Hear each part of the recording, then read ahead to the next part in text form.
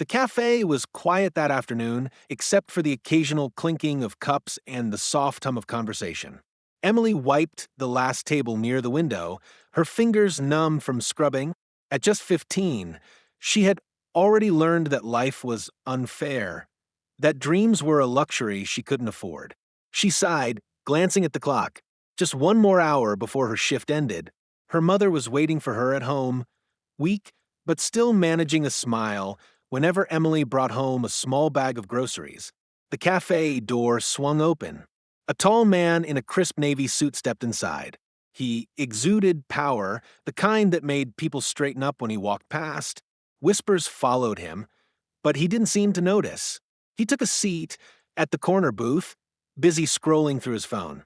Emily approached with her notepad. "Good afternoon, sir. What can I get you?" The man barely glanced at her. "Espresso. Black?" She scribbled it down and turned to leave, but a glint of something caught her eye. His wallet, slightly open on the table, revealed a worn-out photo tucked inside. Emily's heart stopped. She knew that picture. She had seen it every day on her mother's nightstand. It was her mother, young, smiling, standing in front of an old bookstore. Her voice trembled. "Sir, why do you have my mother's picture in your wallet?" The Billionaire CEO, Ethan Carter, froze.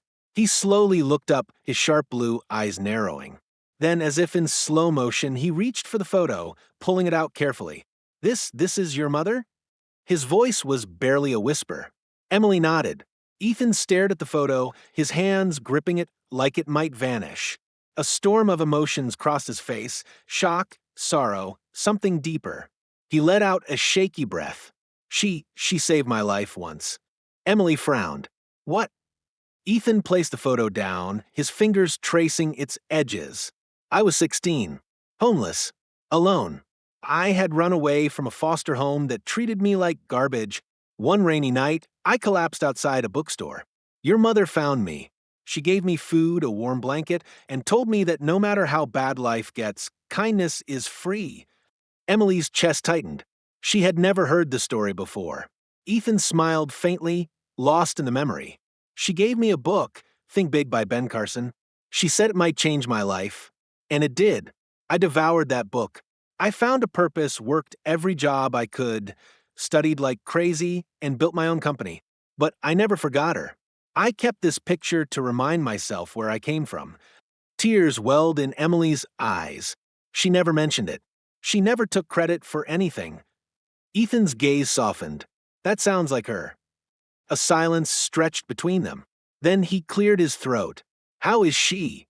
Emily swallowed hard. "She's sick. She lost her job a few years ago. We're struggling to pay for her treatment." Ethan's expression hardened with determination. He pulled out his phone and made a quick call.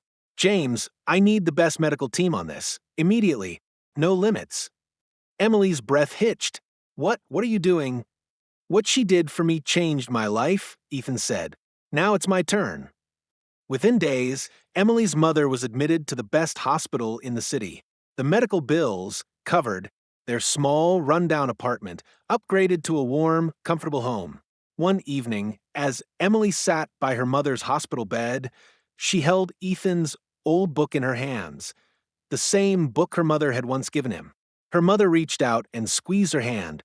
"Kindness always comes back to you, sweetheart. Always." Ethan stood by the door, watching with a quiet smile. She's right. That day, Emily learned that sometimes the smallest act of kindness could create ripples that last a lifetime, and for the first time in years, she believed in miracles,